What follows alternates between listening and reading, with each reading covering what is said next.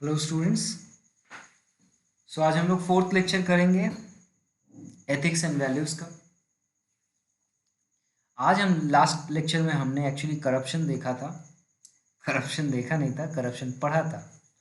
Reason of corruption पढ़ा था। आज हम लोग जो पढ़ेंगे वो है anti corruption machinery in India. ठीक है, एंटी करप्शन का मशीनरी इंडिया में क्या है। ये मैं नहीं बोल रहा हूँ कि क्या किया जा सकता है, सच में क्या है। इतने आपको बड़ा अजीब लगेगा कि इतना कुछ है, फिर करप्शन हो कैसे रहा है। तो कहाँ कहाँ लूप होल है वो हम लोग डिस्कस करेंगे आज। तो सबसे पहला है इंटरनल चेक। इंडिया में करप्शन को रोकने के लिए पहला काम किया जाता है, इंटरनली चेक किया जाता है। ठीक है, पहला क्या है, लीगल क्वालिफिकेशन। इस जॉब के लिए आपको इतना क्वालिफाइड होना चाहिए, उस जॉब के लिए आपको इतना क्वालिफाइड होना चाहिए। लीगली क्वालिफिकेशन को लीगलाइज किया गया है। बहुत अच्छी बात है ना। ऐसा नहीं है कि मिनिस्ट्री का मामा का बेटा को एडमिशन दे दो या उसको नौकरी दे दो, वो 10 फेल है तो क्या हुआ। ये 10 फेल वाले, 9 फेल वाले, ये हम लोग मिनिस्टर बन सकते हैं, हमारे नेता बन सकते हैं, लेकिन कोई भी एडमिनिस्ट्रेटिव ड्यूटी में नहीं जा सकता। ये पहली चीज़ है। दूसरा बनाया गया है हायरार्की। हायरार्की का मतलब क्या है, एक पर्टिकुलर ऑर्गेनाइज्ड वे में बैठाया गया है। जैसे कि सबसे पहले मान लो एक जगह सीजीएम होगा, सेंट्रल जीएम जो होता है, उसके अंदर में बहुत सारे जीएम्स होते हैं।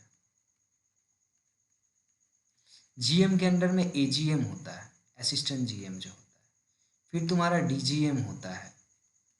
ठीक है, उसके अंदर में मैं एक टेलीकॉम में बताऊं तो फिर डीजीएम के अंदर जो होता है सर्कल हेड हो जाता है या ऑर्गेनाइजेशन हेड हो जाता है। उसके अंदर अंदर अंदर आते आते फिर ग्राउंड स्टाफ आते हैं। तो ये जो हायरार्की बनाया गया है, ये करप्शन को रोकने के लिए बनाया गया है कि जो ग्राउंड स्टाफ है या जो ऊपर वाले स्टाफ है वो अपने मनमानी कुछ ना कर पाए, उनको कुछ भी करने के लिए ऊपर परमिशन की जरूरत पड़े। ठीक है ना। तो हायरार्की का ही दूसरा चीज़ यहाँ नीचे लिखा है कि सुपीरियर एंड सबऑर्डिनेट रिलेशनशिप बना के रखने को बोला गया कि जैसे कि कोई अगर चीज़ हो तो सुपीरियर ऐसा नहीं है कि अपने मन से कुछ कर सकता है, उसको सबऑर्डिनेट से परमिशन तो नहीं लेना पड़ेगा, लेकिन उसको इन्वॉल्व करना पड़ेगा, अपने सबऑर्डिनेट का सिग्नेचर लेना पड़ेगा। ये भी है हमारे देश में, ऐसा नहीं है, पर इसमें लूपहोल है। सबऑर्डिनेट का बिना सिग्नेचर लिए काम कर लेते हैं लोग। ठीक है। पर्सनल एडमिनिस्ट्रेशंस बनाया गया है। हर ऑर्गेनाइजेशन के लिए अपना ही एडमिनिस्ट्रेटिव चीज़ है, ऐसा नहीं है कि सेंट्रलाइज है कहीं पे। ठीक है। ऑफिस का रेगुलेशन एंड लॉ है। हर ऑफिस का अगर आप लोग पढ़ोगे तो हर हर पर्टिकुलर ऑर्गेनाइजेशन के लिए अपना अपना लॉ होता है। ठीक है, ऑफिशियल रेगुलेशन एंड लॉ है। रेमिडीज एंड क्लेम्स है, आपको अगर कुछ प्रॉब्लम है आप क्लेम कर सकते हो। ठीक है। और हर कंपनी का अपना विजिलेंस मशीनरी होता है। विजिलेंस मशीनरी मतलब अगर किसी के ऊपर कोई केस है, करप्शन का चार्ज लगा दो, तो उसी कंपनी में विजिलेंस डिपार्टमेंट होता है जो उसका पता करेगा कि हाँ सच में चोरी हुआ है या नहीं, और अगर उसमें पकड़े गए तो आपका पूरा खराब कर देगा हालत। ये तो हो गया इंटरनल चेक किसी का। अब होता है एक्सटर्नल चेक। मान लो कहीं पे करप्शन हो गया, अभी आप लोगों ने सुना होगा एसएससी के एग्जामिनेशन में रिजल्ट आया, कुछ गलत आया, ये आया वो आया, आपका आपका नहीं हुआ, आपसे कम मार्क्स वाले का हो गया, तो आप क्या करोगे। आपके पास जो सबसे अच्छा टूल है वो आरटीआई, राइट टू इन्फॉर्मेशन। फिलहाल अभी मोदी गवर्नमेंट के ऊपर इसके लिए बहुत बच्चों का या लोगों का गुस्सा है कि आरटीआई को कैसे वो लोग गवर्नमेंट के अंदर ले सकते हैं। ये एक्सटर्नल चेक करने का हम लोग के लिए विजिलेंस का एक पार्ट था। आपको कुछ भी हो, मिनिस्टर को कितना सैलरी मिलता है, प्राइम मिनिस्टर ने कितना पैसा खर्च किया, ये भी जानने का हक मुझे है। और मैं एक आरटीआई करूंगा, आरटीआई के थ्रू बताने के लिए वो बाध्य है, मुझे बताना पड़ेगा। ये बहुत ही अच्छा चीज़ है। ठीक है। उसके बाद है we shall blower protection act. We shall blower मतलब जहां गलती देखो विशल ब्लो करो। लेकिन ये एक्ट तो आया है, लेकिन ये साधारण लोगों के हाथ में अभी तक पहुंचा ही नहीं है। Vigilance machinery in other departments, जैसे सेंट्रल विजिलेंस कमीशन जिसको सीवीसी कहते हैं, या फिर सेंट्रल ब्यूरो ऑफ इन्वेस्टिगेशन, या फिर कैग जो है, ये सारे ऑफिस किस लिए बनाए गए हैं। एक्सटर्नली अगर आपको किसी के ऊपर डाउट है तो अब इसका इन्वेस्टिगेशन के लिए आदमी यूज़ कर सकता है। ठीक है। ये सेंट्रली भी है और स्टेट का लेजिस्लेचर के अंदर भी आता है। ओके। उसके बाद नेशनल ह्यूमन राइट कमीशन, ठीक है, स्टेट का ह्यूमन राइट कमीशन, ये सब क्या होता है अगर किसी इंसान के साथ गलत हो रहा है ना, जैसे किसी इंसान के साथ पुलिस मारपीट कर रही है जबकि वो गलती नहीं किया, वो एक साधारण आदमी है और उसके साथ बहुत ज़्यादा मारपीट किया जा रहा है, तो क्या होगा, ह्यूमन राइट कमीशन जो है इसका पूरा हक बनता है वो जाके उनका पैंट गीला कर देगा जो पुलिस वाले ऐसा हरकत कर रहे हैं, या ह्यूमन राइट्स वाले आ जाएंगे, स्टेट ह्यूमन राइट्स वाले, या फिर कोई ऐसा एनजीओ भी है, ये भी उसमें मीडिया उसमें काम कर सकता है, ठीक है। पब्लिक इंटरेस्ट लेजिस्लेशन, ये सारे जो पार्ट हैं ये करप्शन को रोकने के लिए बनाए गए हैं। इसमें हम लोग सबसे पहले पढ़ते हैं सीबीआई के बारे में। सीबीआई का फुल फॉर्म होता है सेंट्रल ब्यूरो ऑफ इन्वेस्टिगेशन। आप लोग फुल फॉर्म भी याद रखा कीजिए क्योंकि एग्जामिनेशन में फुल फॉर्म पूछा जाता है, बड़ा अजीब लगेगा लेकिन हाँ पूछा जाता है। इसको सेट किया गया था 1963 में, ठीक है, और किस कमिटी का रिकमेंडेशन पे हुआ था, संतराम कमिटी का रिकमेंडेशन पे इसको सेटअप किया गया था। और ये क्यों आया था, करप्शन को प्रिवेंशन करने के लिए आया था। ये किस तरह का बॉडी है, सो लिखा हुआ है it is neither a statutory body nor a constitutional body. ये ना ही स्टैट्यूटरी बॉडी है ना ही कॉन्स्टिट्यूशनल बॉडी, ये पुलिस की तरह नहीं है। सीबीआई ऐसा नहीं है, पुलिस जो होता है ना, रिजर्व फोर्सेस जो होते हैं ये कॉन्स्टिट्यूशनल बॉडीज होते हैं, कॉन्स्टिट्यूशन में लिखा गया इनके बारे में कि ऐसा ऐसा, लेकिन ये ऐसा नहीं है। लेकिन इसको पावर कहाँ से मिलता है, इसको स्पेशल पावर दिल्ली से दिया गया है, स्पेशल पुलिस पावर इसको दिया गया है जिसको कहा जाता है दिल्ली स्पेशल पुलिस, और इसको स्टेबलाइज किया गया था 1946 में, तो इसको यहाँ से पावर दिया जाता है सारा। और इसका जो यूज़ कौन करता है, तो सेंट्रल गवर्नमेंट इसका यूज़ करता है बेसिकली, ठीक है, और ये सेंट्रल गवर्नमेंट का मेन इन्वेस्टिगेशन एजेंसी बन जाता है, ठीक है। सीबीआई जो है ये असिस्टेंस प्रोवाइड, ये असिस्टेंट प्रोवाइड करता है सीवीसी को, मतलब सेंट्रल विजिलेंस जो डिपार्टमेंट है, अभी हमने सीवीसी का फुल फॉर्म पढ़ाया था, ठीक है, इतना जल्दी नहीं भूल सकते आप लोग। CVC is central vigilance commission. CBI का एक काम है सेंट्रल विजिलेंस कमीशन को सपोर्ट करना, उसको असिस्ट करना, ठीक है।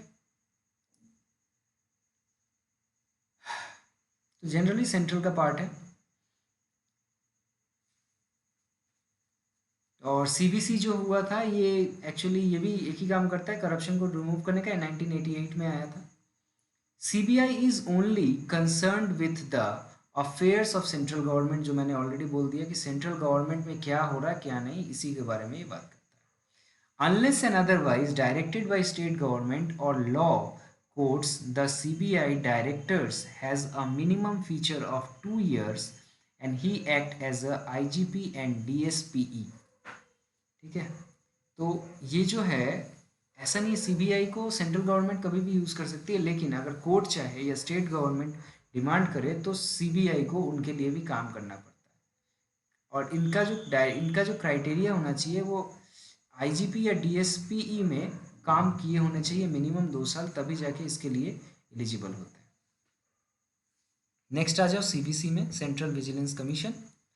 CVC has its own your statistical chief technical examination wing जो होता है इसका, ठीक है, CTE, and CDIs commissioners for department inquiries, ये 2 पार्ट इसके होते हैं, chief technical examinations wings and CDIs, full form पूछ सकता है याद रखना, commissionerates for department inquiries. CTE जो है मतलब चीफ टेक्निकल एग्जामिनर्स विंग, इसका काम क्या होता है कि टेक्निकल ऑडिट वगैरह जो होता है उसमें उसमें इसका काम होता है उसको असिस्टेंस प्रोवाइड करना, टेक्निकल मैटर में और विजिलेंस के केस में, ऑडिट वगैरह के केस में।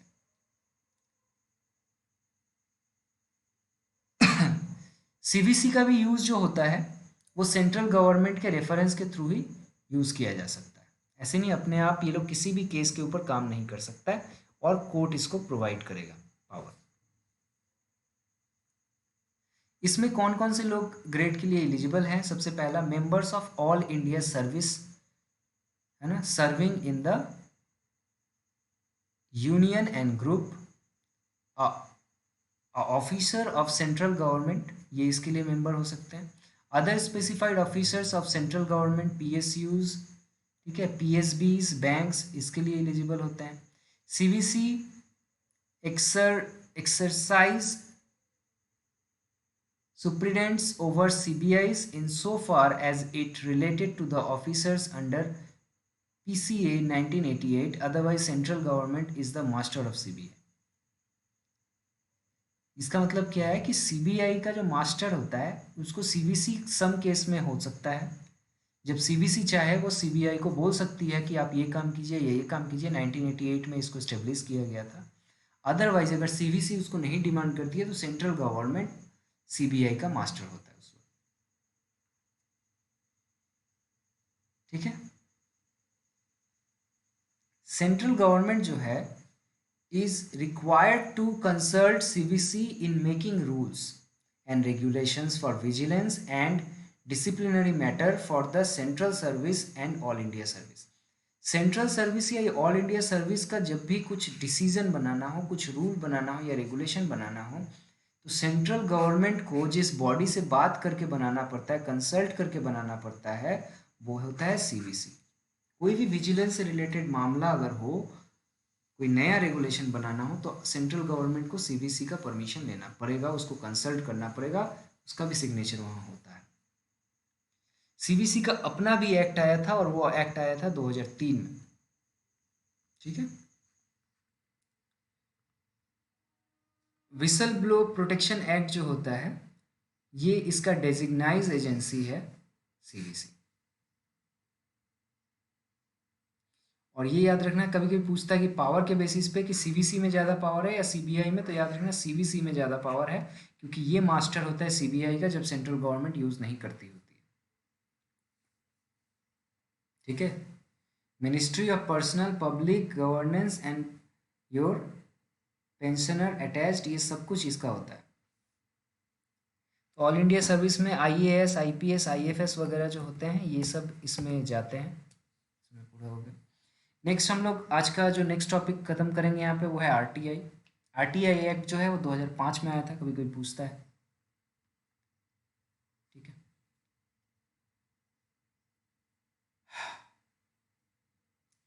आरटीआई के बारे में ऑलमोस्ट सबको ही जानता है कि आरटीआई क्या है। फिर भी this act is set out the practical region of RTI for citizen and main objective is to operationalize the fundamental right to information and इसका RTI का full form right to information होता है and set up system which facilitates people easily access to information।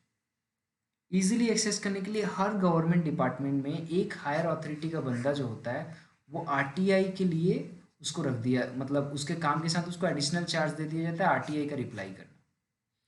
अब मान लो आप SSC में, ठीक है, एसएससी में आपने एक आरटीआई भेजा, तो आरटीआई नहीं, सेंट्रल गवर्नमेंट रिप्लाई नहीं करती है, ये आरटीआई सीधे सेंट्रल गवर्नमेंट के थ्रू होके ये पहुंच जाएगी एसएससी ऑफिस के हेडक्वार्टर में।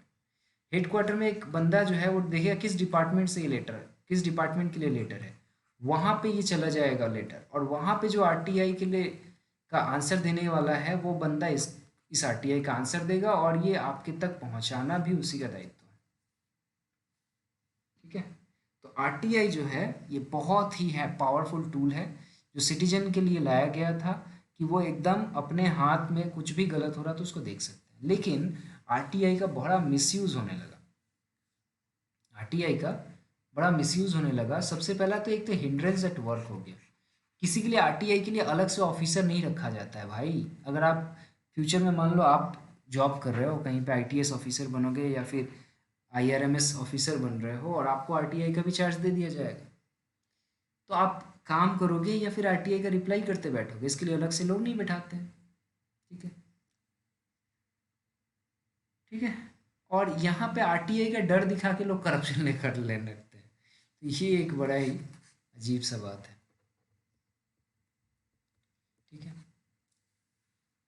आरटीआई का जो मैंने अभी बताया कि no separate infrastructure for RTI implementation, कोई नया से स्ट्रक्चर बनाया ही नहीं गया। गवर्नमेंट को चाहिए कि हर एटलीस्ट हर एक गवर्नमेंट बॉडी में एक बंदे को अलग से रिक्रूट करना चाहिए आरटीआई के लिए, कि वर्कलोड ना बढ़े।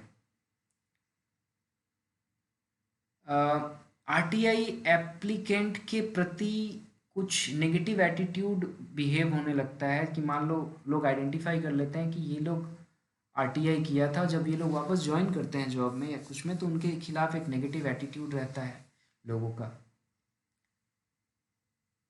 और उसके अलावा ये सुन के आप लोगों को मन टूटेगा, डिफेंस वाले लोग बुरा मानेंगे, बुरा मत मानना, पर ये सच है कि डिफेंस में बहुत ज़्यादा करप्शन होता है और आरटीआई डिफेंस के केस में आप नहीं कर सकते।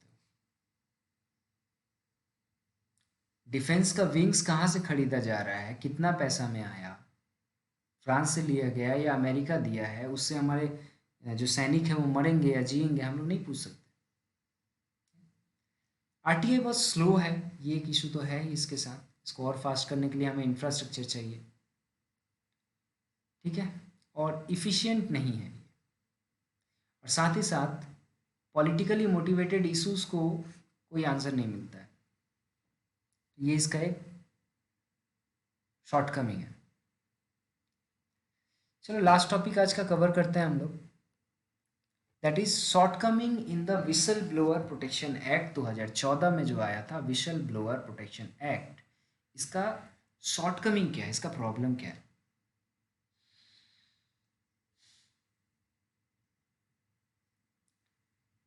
इसका प्रॉब्लम यह है कि this act prescribes penalty for your false complaints. मतलब अगर जैसे आरटीआई कोई भी करता है तो रिटर्न में कोई कोई कंप्लेन नहीं मारने आता है ना, कोई पेनल्टी नहीं है। लेकिन यहाँ पर विसल ब्लोअर में अगर आपका कंप्लेन गलत है, फॉल्स निकला, या कोई ज़बरदस्ती उसको फॉल्स कर दिया, इन उस केस में भी आपको पेनल्टी हो जाएगा। ये कैसी बात हुई भाई, मतलब ये तो ये हुआ कि आपने एक बार कंप्लेन किया, उसका कोर्ट कचहरी के चक्कर काटो, ठीक है। उसके बाद ये लॉ को जब लाया गया तो पब्लिक से कोई बात ही नहीं की गई। पब्लिक एज इन नहीं कि रास्ते में बैठ के बात करना है, पब्लिक के जो रिप्रेजेंटेटिव्स हैं अलग अलग जगह, एनजीओस, इससे कहीं पे डिस्कशन नहीं हुआ, एक्ट को ऐसे ही लाके आपके सिर के ऊपर हथौड़े मार के ठोक दिया गया, लो मानना पड़ेगा, ठीक है। इसके अलावा it does not encourage whistle blow for the private sector, private sector के लिए विसल ब्लो को इनकरेज किया ही नहीं गया। No penalty for the attacking the complaint, complaint के अगेंस्ट में अगर आप कुछ कर रहे हो और वो अगर प्रूव नहीं हुआ तो उसके लिए कोई पेनल्टी नहीं है, ठीक है। विक्टिमाइजेशन का मतलब क्या है, इसका डेफिनेशन ही आइडेंटिफाइड नहीं था यहाँ पे। विक्टिमाइजेशन मतलब अगर आपके साथ कुछ गलत हुआ है तो आप किसी को बोलोगे ना कि हाँ मेरे साथ गलत हुआ है, तो आपके साथ गलत क्या हुआ है इसका कोई डेफिनेशन ही नहीं है कि किस बात को लोग बोलेंगे कि हाँ अच्छा ये गलत हुआ है, अच्छा आपका 15 दिन बाद रिजल्ट आया, उसका 15 दिन पहले आया, ये तो गलती नहीं है, लोग ऐसे बोलेंगे। भले आप 15 दिन पीछे हो जाओ, जूनियर हो जाओ अपने स्टाफ से, लेकिन उनके नज़र में गलत नहीं है। तो विक्टिमाइजेशन का कोई पर्टिकुलर डेफिनेशन ही नहीं है, ठीक है। ओके सो इतना ही रहने देते हैं, नेक्स्ट क्लास हम लोग पढ़ेंगे psychological basis of behaviour. Psychology हम लोग को जानना बहुत ज़रूरी है। आप एथिक्स पढ़ने से पहले आपको साइकोलॉजी पढ़ना होता है। बहुत अच्छी बात है, हम लोग 5वें या 6ठे लेक्चर में इसको कवर करेंगे कि साइकोलॉजी, ह्यूमन साइकोलॉजी को स्टडी करना है। इसमें हम लोग पढ़ेंगे एटीट्यूड क्या होता है, रिकॉग्निशन क्या है, हैबिट्स क्या है, ये सब हम लोग कवर करेंगे। ग्रुप थिंकिंग क्या होता है, कॉम्प्लायंस क्या होता है, ठीक है। ये सब करने के बाद जो बहुत ही ज़्यादा इंटरेस्टिंग टॉपिक है, इसको हम लोग पहले कवर करेंगे, चलो साइकोलॉजी बाद में करते हैं, वो है वैल्यूज़ इन आवर कॉन्स्टिट्यूशंस। हमारे कॉन्स्टिट्यूशंस में जो वैल्यू रिलेटेड पार्ट है ना, उसको हम लोग कवर करना बहुत ज़रूरी है, क्योंकि यहाँ से क्वेश्चन बनता है ना। ये सारे term secular, Republic, democratic, liberty, equality, justice, sovereignty, ये वर्ड जो सुनने मिलता है हम लोग को, ये वैल्यू से रिलेटेड किस तरीके से है और कौन कहाँ से रिलेटेड है, ये हम लोग को पढ़ना पड़ेगा। Okay, so I hope lecture को और लंबा नहीं करता हूँ। Thank you very much.